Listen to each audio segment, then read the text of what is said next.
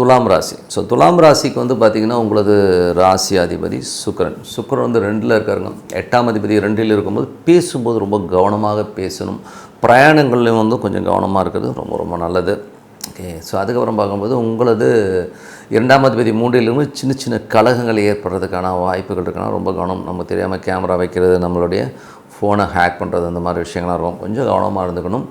அதுக்கப்புறம் பார்க்கும்போது 3ஆம் அதிபதி.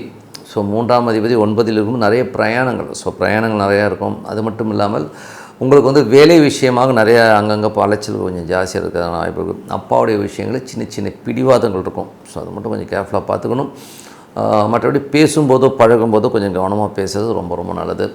அதுக்கப்புறம் பார்த்தா துலா ராசிகளுக்கு வந்து பார்த்திங்கன்னா 4 மற்றும் 5ஆம் அதிபதியான சனி 6ல் இருக்கும்போது நல்ல ஒரு ஏற்றங்கள், நல்ல லாபங்கள்லாம் அற்புதமாக இருக்கும். ஏன்னா 6ல் சனி இருக்கும்போது எதிரிகளை வென்று நல்ல ஒரு வருமானங்கள் வர்றதுக்கான வாய்ப்புலாம் ரொம்ப அற்புதமாக இருக்குது. புதிய சொத்துக்கள் ஏதாச்சும் லோன் போட்டு வாங்குறது, குழந்தைகளுக்காக ஒரு லெவலில் வந்து முன்னேறி ஒரு பெரிய எஃபோர்ட் எடுக்கிறதுக்கான விஷயங்களும் ரொம்ப அற்புதமாக இருக்குது. 6ஆம் அதிபதி. ஸோ 6ஆம் அதிபதியான குரு உங்களுக்கு வந்து 9ல் இருக்கும்போது வேலை விஷயமாக நிறைய பிரயாணமான விஷயங்களே கண்டிப்பாக இருக்கும். பட் ரிசல்ட் வந்து கொஞ்சம் ஸ்லோவாக வரமான ஃபீலிங் கண்டிப்பாக கொடுக்குங்க. 7ஆம் அதிபதியான செவ்வாய். 7ஆம் அதிபதியான செவ்வாய் வந்து பார்த்திங்கன்னா உங்களுக்கு வந்து 3ல் இருக்கும்போது நிறைய பிரயாணங்கள். அது மட்டும் இல்லாமல் ஒரு பிரயாணங்கள் வெற்றி கண்டிப்பாக கிடைக்கும். கொஞ்சம் வந்து ஒரு ஸ்ட்ரெஸ்ஸாக போய் அதுக்கப்புறம் கிளியர் ஆகிறதுக்கான வாய்ப்புலாம் ரொம்ப நல்லா இருக்குங்க. ஸோ எல்லாமே ரொம்ப சிறப்பான விஷயங்கள் தான். அதுக்கப்புறம் பார்க்கும்போது உங்களுடைய 8ஆம் அதிபதியான சுக்கிரன் 2ல் இருக்கும்போது பேசும்போது கவனமாக பேசுங்க. ஏதாவது இடவுடமாக பேசி அதனால் ஒரு பிரச்சனைகளோ டென்ஷனோ வர்றதுக்கான வாய்ப்பு இருக்குன்னா ரொம்ப ரொம்ப கவனமாக இருக்கணும்.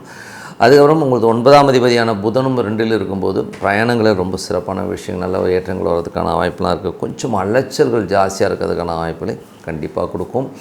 அதுக்கப்புறம் வந்து உங்களுடைய 10ஆம் அதிபதி சந்திரன் வந்து புதிய தொழில் வாய்ப்புகளை கொடுக்கும். தொழில் நல்ல வருமானம், நல்ல ஏற்றங்கள் வர்றதுக்கான வாய்ப்புலாம் ரொம்ப நல்லாயிருக்கு. 11ஆம் அதிபதி 2ல் இருக்கும்போது நல்ல ஒரு கமாண்டிங்கான போஸ்டிங், நம்ம எதிர்பார்த்துருந்த ஒரு ப்ரொமோஷன்ஸ் சில பேர் கிடைக்கிறதுக்கான வாய்ப்பெலாம் இருக்குது. சில பேர் வந்து நிறைய ட்ராவல் மூலியமாக ஒரு வெற்றிகரமாக நல்லா சம்பாதிக்கிறது, நல்ல சந்தோஷமான ஒரு குதூகலமாகவும் பெரிய வருமானங்களை ஈட்டுறதுக்கான வாய்ப்பு ரொம்ப நல்லாயிருக்கு.